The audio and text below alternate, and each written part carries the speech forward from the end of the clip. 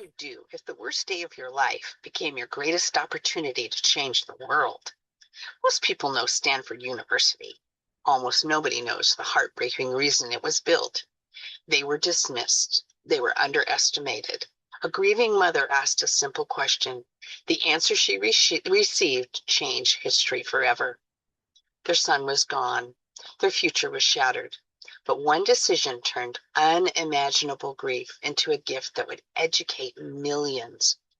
Even though they were a grieving couple taken for granted, they built something eternal. They built a world-changing legacy, a legacy that still stands today. What happened after this couple lost their only son would create one of the most influential universities on earth?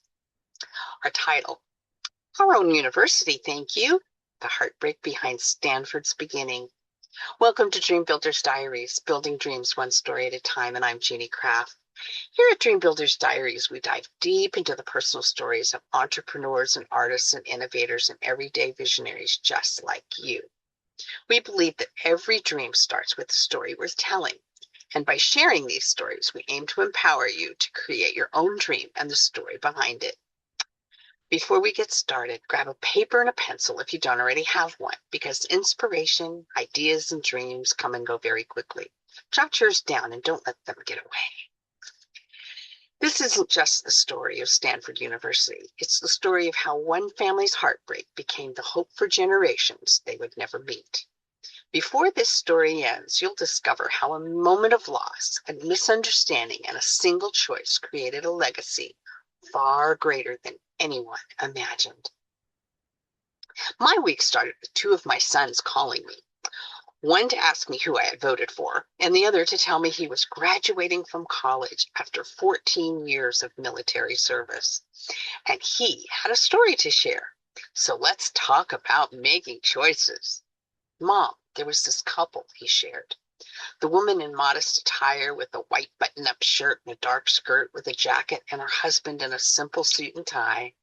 They arrived unannounced at Harvard University's grand main office after disembarking from an early morning train in Boston Station. The couple, who had traveled a great distance, mostly by foot, was on their way. They found the building and they approached the receptionist. "We would like to meet with the president of the college, please," the man requested quietly. The receptionist, judging them hastily, initially dismissed their purpose.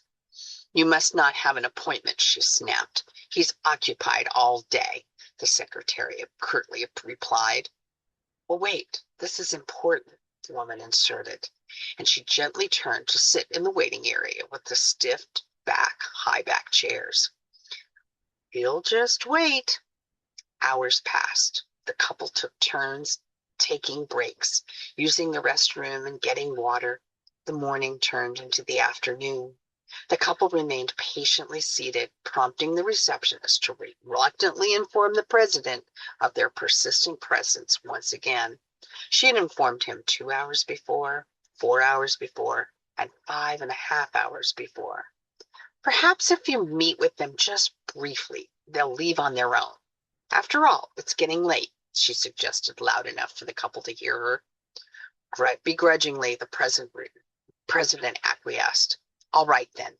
The secretary lifted her gaze, indicating that it was okay to go into his office. Upon their entrance, he scrutinized them with a stern gaze. After being seated in front of the large desk, the woman spoke softly. "Our son dreamed of studying here at Harvard because he loved and cherished this place. Sadly, he passed away unexpectedly a year ago, and we wish to establish a memorial in his honor." The president, who was visibly annoyed with disdain in his voice, retorted, "We can't erect memorials for every student who dies. It would turn this place into a cemetery." "Not a memorial or a statue," the woman interjected hastily, with the measure of control in her voice that made the man look up as she continued. "We wish to build a new building here at Harvard." The president scoffed, noting their modest attire and quiet submissiveness. "Do you have any idea how much that would cost? Our buildings are valued at well over $7 million. He puffed up his chest, and with his tie askew, he screamed haughtily volumes to the couple. He missed their sincerity, their dedication, their tenacity, and the love for their son's memory. The woman paused briefly before calmly saying to her husband, "Is building a university that inexpensive? Well, perhaps we should just start our own." Confusion interrupted the harshness in the palm that the man had just displayed. He was speechless. With not a nod of agreement, the couple each quietly thanked the gentleman and left without further discussion. The man helped his wife down the long flight of stairs, and the director was left bewildered as the couple departed. He watched them till he could see them no longer from the high arched window in his office. He said to himself, "Well, I'll never have to spend time thinking about them again."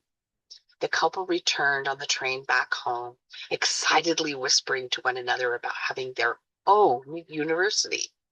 They started looking for land in Palo Alto, California. It took a few years, but in the late 18th century, Leland and Jane Lathrop founded Stanford University in honor of their late son, Leland Stanford Jr. You see, Leland Stanford Sr. was a railroad magnate.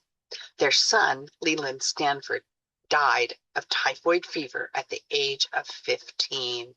The university is still known legally by its original name, Leland Stanford Jr. University. Choices, boy, they're made every day. They could have let tragedy define them. Instead, they chose to let purpose outlive their pain. Sometimes the choice that changes the world begins with the door that closes in your face, and after waiting so patiently for it to be opened. So to recap, what is your biggest takeaway from our diary today? And how does this diary relate to what you believe you can do to bring your dream to life? Why this diary?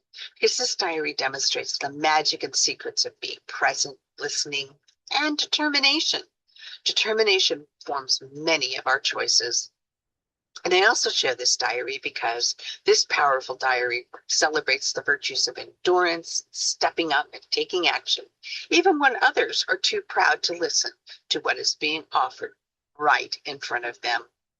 Dreamers, believe in yourselves, be passionate, work smart, and know your why. Apply what you learn each day.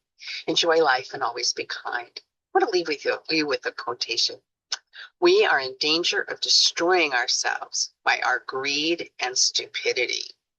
Stephen Hawking, thank you very much. One more time, we are in danger of destroying ourselves by our greed and stupidity, by Stephen Hawking. Thank you, special thanks to you, Leland and Jane Lathrop, who founded Stanford University in honor of their late son, Leland. And congratulations to my son for graduating from college. It has been a journey. Special thanks to those of you who listen to Dream Builders Diaries regularly. I am grateful to you. The honor to spend time with you is all mine. Check out the other diaries in the My Beliefs playlist. If you don't have it yet, get your 90-Day Dream Builders Diary by Jeannie Craft on Amazon. Like and share this diary and subscribe for more. Contact us to tell your story. Thank you, and until next time, building dreams one story at a time.